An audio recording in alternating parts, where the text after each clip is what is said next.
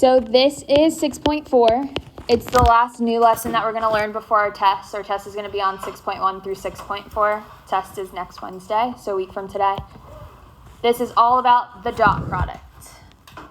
So we can take the dot product of two vectors. It looks like this. It's not multiplying the two vectors together, but it's multiplying the first number times the first number, then adding it to the second number times the second number. So that's the dot product. We have properties of the dot product. So it doesn't matter which order you take the dot product of. You can take the dot product of u and v, and then v and u. It's the same thing, so it doesn't matter the order. For 3 and 5, so for 3, we're adding two vectors together and then taking the dot product of another vector. So here it takes the dot product of v and the dot product of u with w, and then adds them. It's best just to follow your order of operations. So do the parentheses first, get that answer, then take the dot product with u. So follow the order of operations. Same with number 5. Take the dot product first, take that answer, and then multiply it by your c. Also, if you take the dot product of the 0 vector and any vector, your answer is 0. So notice how this 0 is bold because it's a 0 vector, so that would be 0, 0, because bold letters are vectors. And then your answer is just a single number, 0. All right, so example 1, we're finding the dot product. So for A, we multiply the first times the first. So 4 times 2 would be 8. And then add it to the second times the second. So 5 times 3 is 15. 8 plus 15. 23, thank you. All right, let's do B. So when you take the dot product, the first times the first, so it'll be 2 times 1, and then plus the second times the second. So -1 times 2 would be -2. What is 2 plus -2? 0.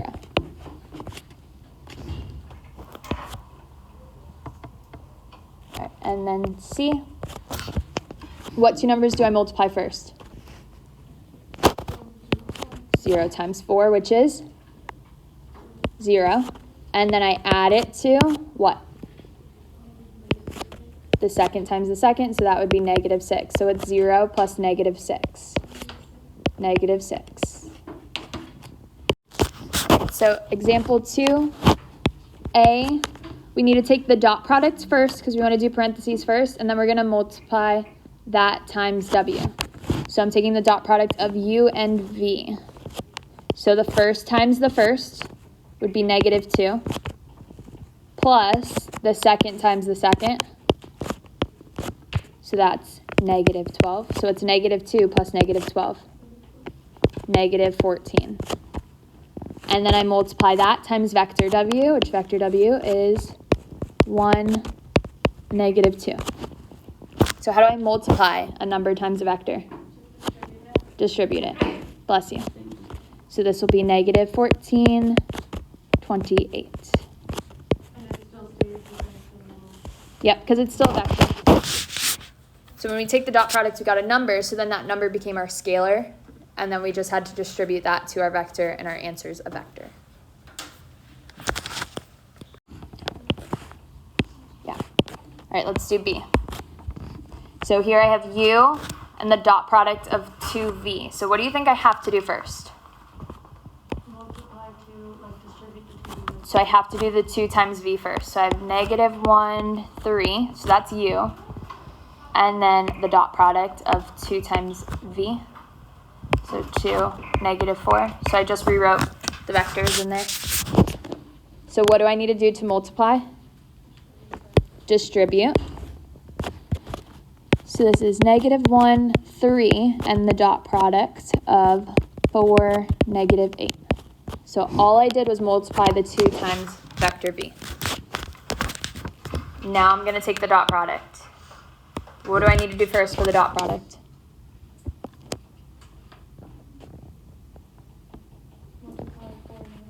So the first times the first, so that'll be -4. Plus, what comes next? 3 times -8, so the second times the second.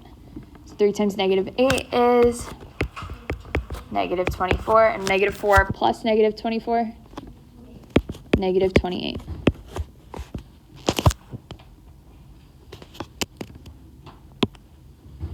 Any questions there? All right, C, I have to take the magnitude of u. How do I find the magnitude? It's the distance formula, but when I'm given a vector, what can I do? So it's the square root of the first one squared, so -1 squared plus the second one squared, 3 squared. So what's that, the other C one? I forget what. So the 2 lines on both sides means magnitude. And the magnitude formula is When you're given a vector, it's the first number squared plus the second number squared and the square root of all of that. Yeah, I'm not done with this one yet, but you can go ahead and do that.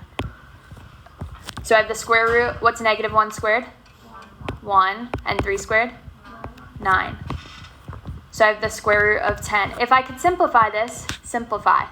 But if I break 10 down into factors, what are factors of 10? 2 and 5. Do I have any pairs? No, so it doesn't simplify. If I did have a pair, you would take whatever the pair is outside.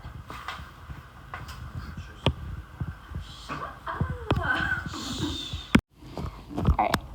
So we can find the angle between 2 non-zero vectors, and that formula is on the next page. So we'll go to the next one.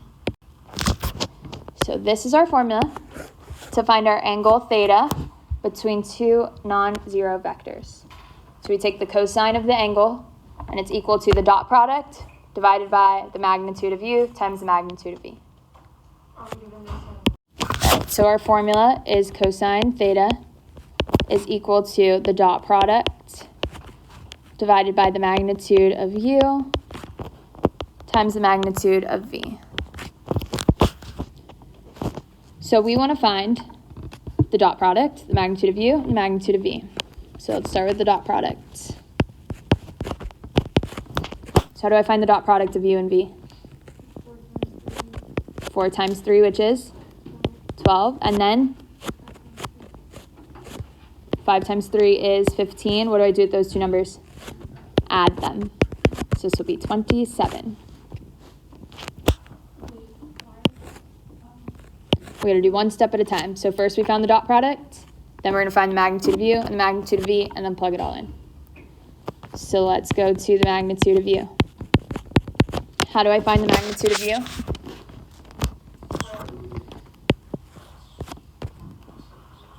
So the square root of 4 squared plus 3 squared. When given component form, you just have to square the 2 numbers and add them together. So this will be 16 plus 9. So the square root of 25, which is 5. So for these, like plus or minus doesn't matter. It doesn't matter because magnitude is length, so it's positive.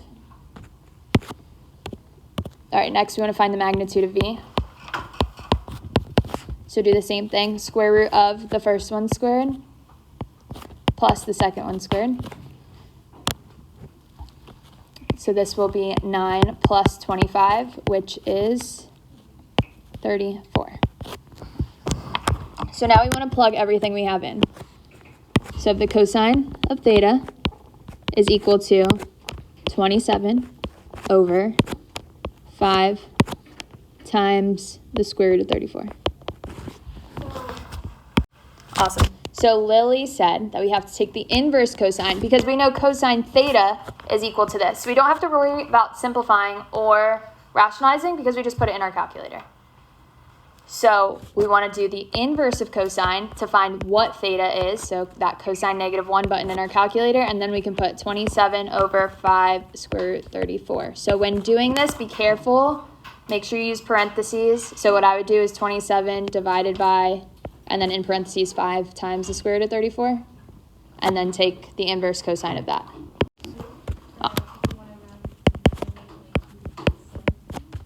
It's fine. We can say 22.2. So theta is 22.2 what? Degrees.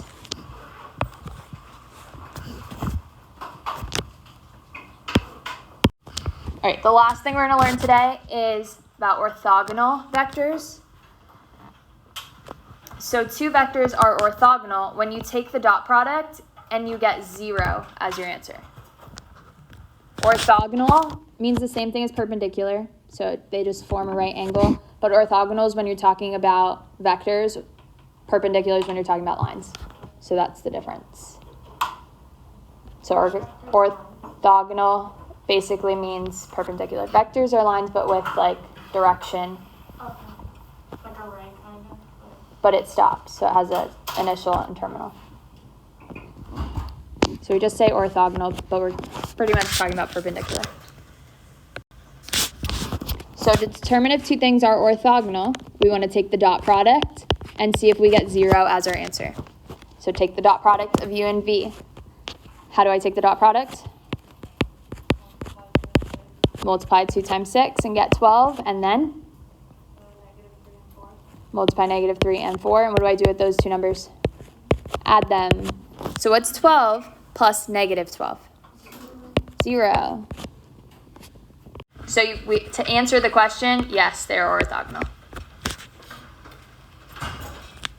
So when you get 0, that means that they are orthogonal.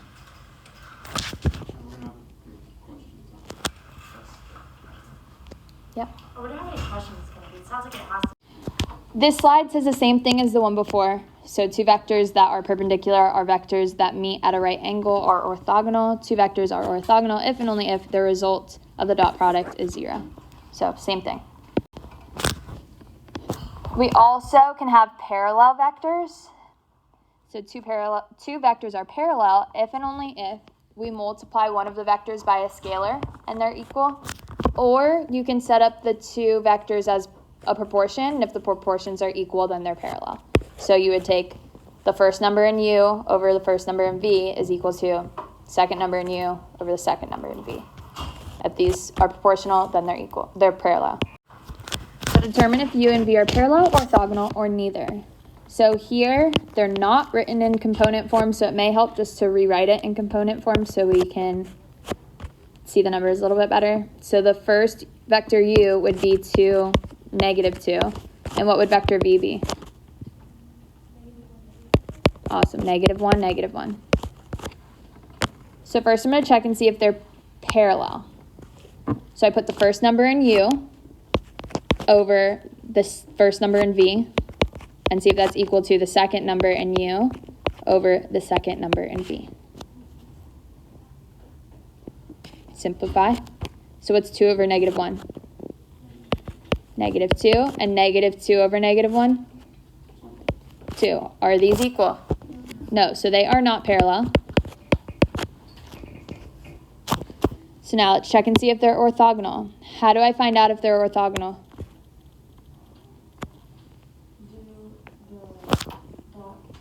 Take the dot product and see if it equals 0.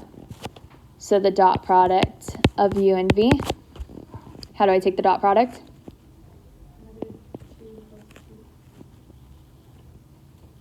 Perfect. So multiply the first, so it'll be -2 plus, and then multiply the seconds, 2. What's -2 plus 2? 0. So are they orthogonal? Yes, because we got 0, they are orthogonal.